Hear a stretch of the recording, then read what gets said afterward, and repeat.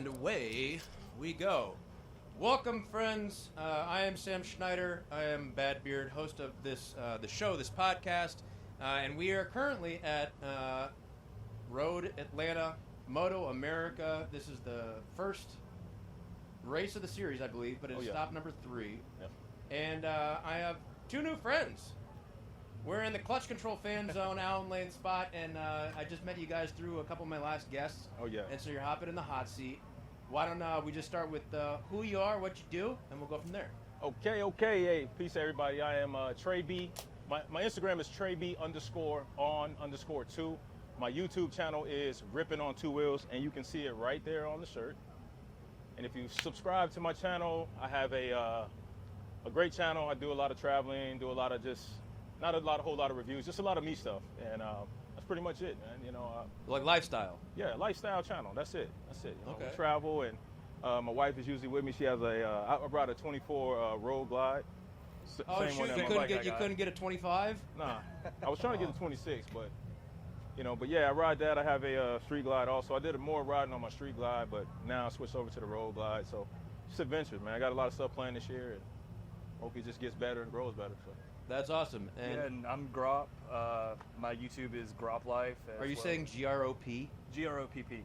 Oh, excuse me. Yeah, sorry. I forget to spell it half the time, but it's Grop Life on YouTube and on Instagram.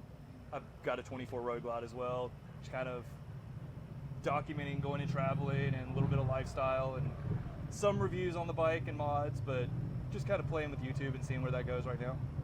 That's a great introduction for both of you because this show isn't specific to motorcycles. Yes, we are at Moto America, Road Atlanta, and you guys are arriving on 2024 Road Glides, but your background as filmers, creators, storytellers, that's what also interests me. And so to hear that that's what you guys do, what brought you to that space? Was it motorcycles or was it your creative sense first? Well, Grop had an OnlyFans. Actually, I have no comment. I took a big cross-country trip last year on my.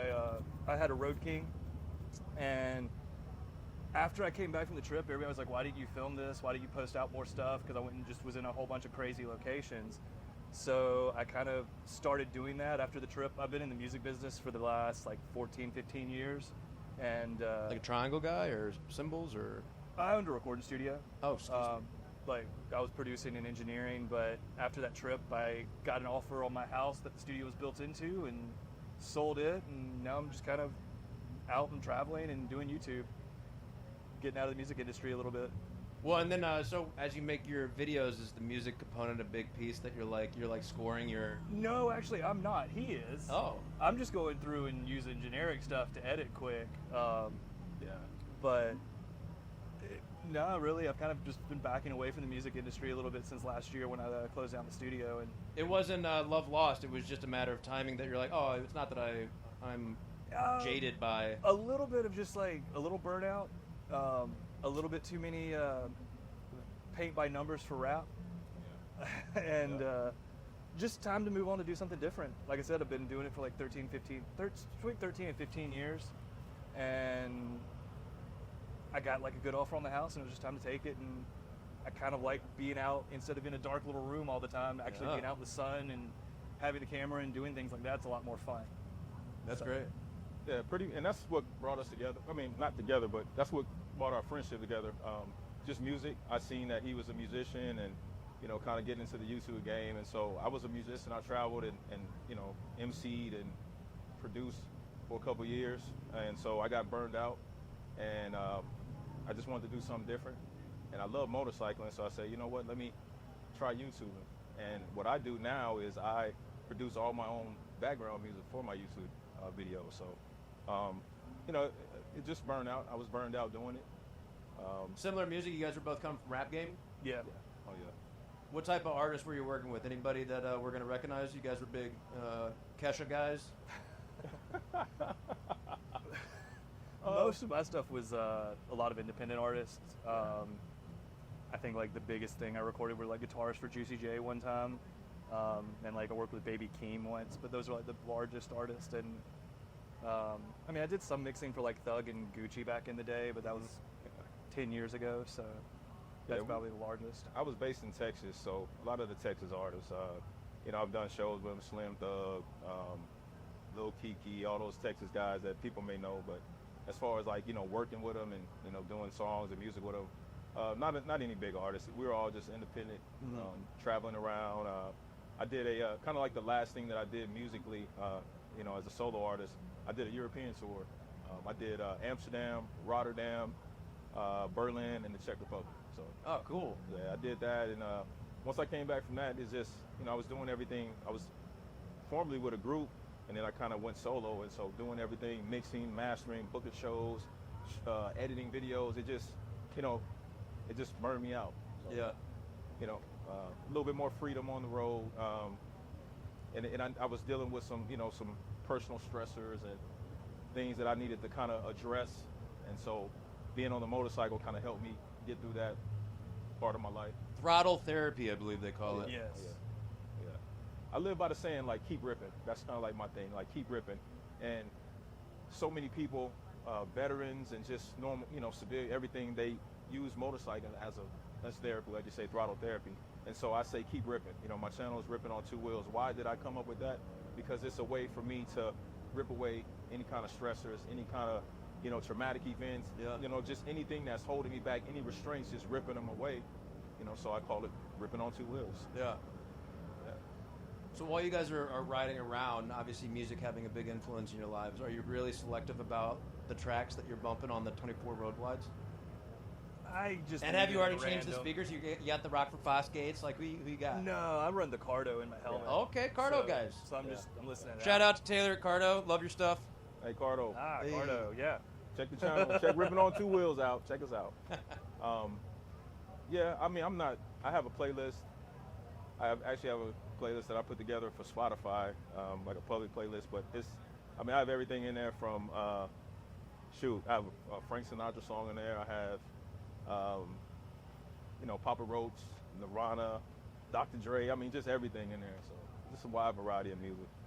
Yeah, I just keep mine on basically like a shuffle, and plus on the new bikes, it's so easy to go in there and change your music really quick. I'm all the way over from pop music to rock music, depending on where I'm at and what kind of like ride I'm doing. Everything. If I'm just like cruising, I listen to something chill. But if I'm like in the mountains cutting up some like tight little twisty roads, I've got loud rock going. Okay. Yeah. Well, then, so when you guys came from the music side of things, the software you would use, the tools and how you would use them, what has been the transfer over to the video side? Like, is it easily adoptable, or you're just like, man, old dog, new tricks, let's go? It's pretty easy. It's just remembering the shortcuts for the different softwares are just like slightly different. So switching between the two, like I hopped back into Pro Tools to do some audio work the other day, and then I went to like click something. I was like, oh no, I just did a Premiere shortcut in Pro Tools. What's wrong with me? Luckily, you didn't delete anything. I've done that, just trying to remember, just working it with the different programs. But because I had to edit my own videos, like it's just a process. It's just a matter. I think the hardest thing is just going through the footage and dropping everything in there. But once it's in there, I'm just right through it. Okay. Because it's, like I said, I had to edit my own videos for so long. So it's nothing to me. So are you good at killing the kittens? Are you familiar with that expression? No. So that is something to do where when you're culling footage, if you shot, let's assume a terabyte of stuff, if you shot 1,000 clips and you're only going to use like 30 of them are good. Are you able to go through and go dog shit, good? You're good at that. Yeah. I love it all. I do a lot of that. So sometimes I look back at footage and some of it's just camera footage. Pocket footage. I got my camera on in my pocket, or I got my my GoPro just down at the ground, so I have to go through it. And it's like 8 minutes. One clip. When we went on our trip a couple weeks ago, I had 8 minutes of just at the ground. I'm like, what the heck is this? When I was in Daytona and I went to Destination Daytona, my camera accidentally kicked back on when I put it in the saddlebag. So it had like an hour of just and people walking around. ASMR. Oh yeah.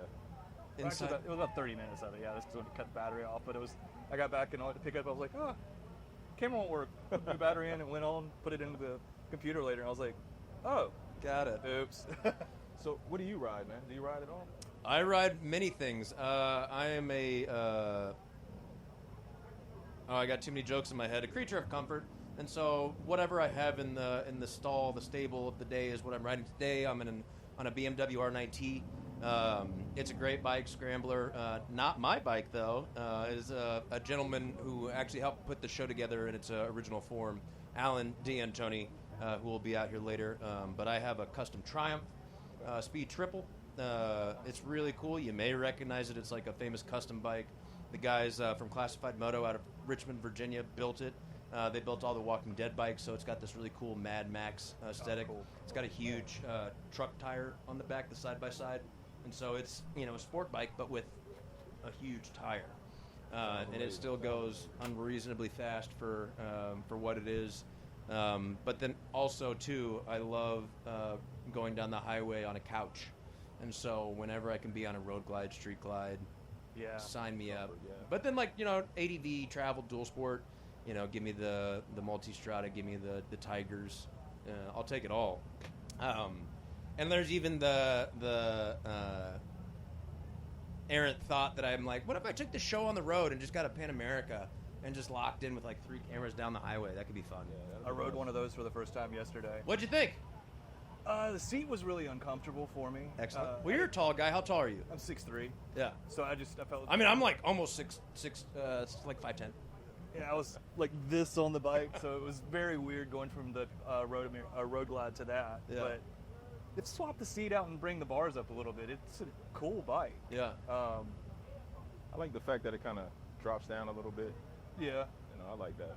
Only bad thing is it sounds like a bucket of bolts being shook the whole time that you get on it. Oh, hot dang, it's a Harley.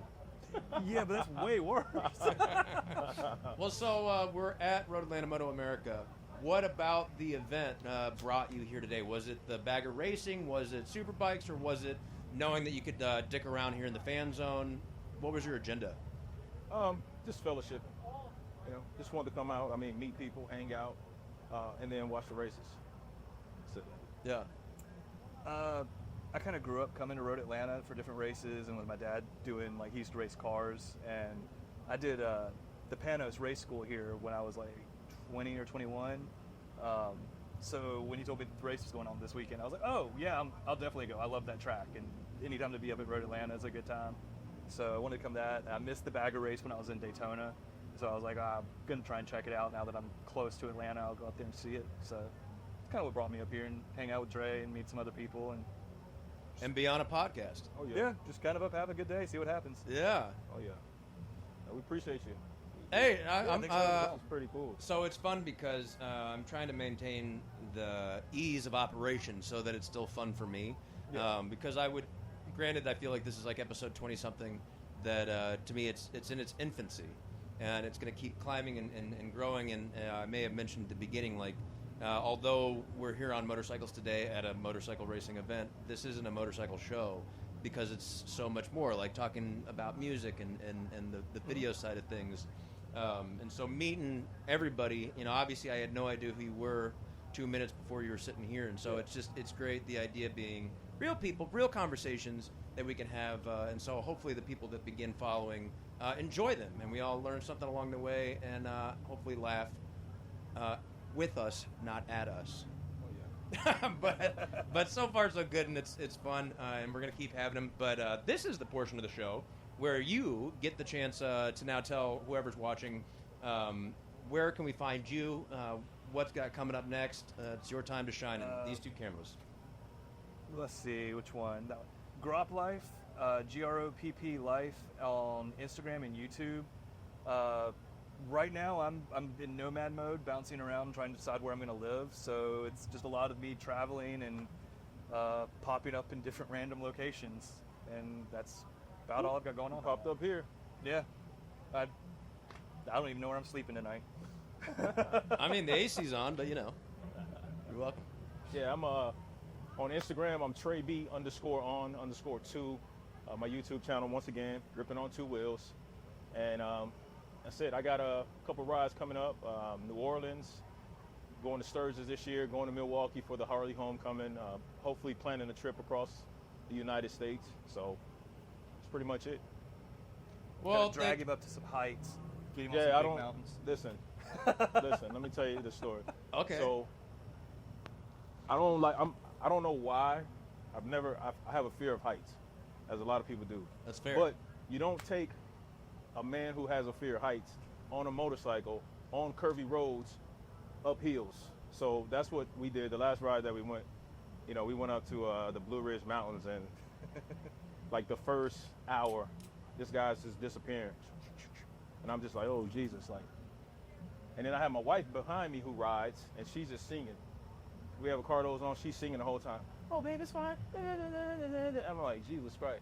But once we got into it and I kind of settled down, I was fine. So yeah, we got to the bottom of the hill. I was like, hey, man, where you been? He's like, dude, I'm afraid of heights. I was like, you didn't tell me this. He had no idea. He had no idea. Is the uphill as bad as the downhill? Is one worse than the other for you? The downhill is cool. Well, no, it's the uphill. Uphill is the worst part. The downhill, I know it's almost over. But the uphill part is what. But like I said, once we settled into it, I did good. I did 2 years ago. I went up to Sturgis, and we went up to like Iron Mountain and all that, the Needles Highway, and I was suffering from a concussion, so it was the same. It was hot, and I'm going up there, and I was with my brother, and he's just like scraping, all that good stuff, and I'm just like, man, slow down, man. He's like, oh man, come on, let's do it. But this guy had me up there, and I made it through there. So I always tell people if they follow me that I will, if I leave you, I'll catch you at the next stop sign. I won't leave you permanently, but I'm going to enjoy the curves, enjoy your own ride, don't feel pressure. That is very important. Stay within your own lane of what's comfortable. You never need to go outside of that. Yeah. Outside of that is also off the edge of the cliff. Yeah. Yeah.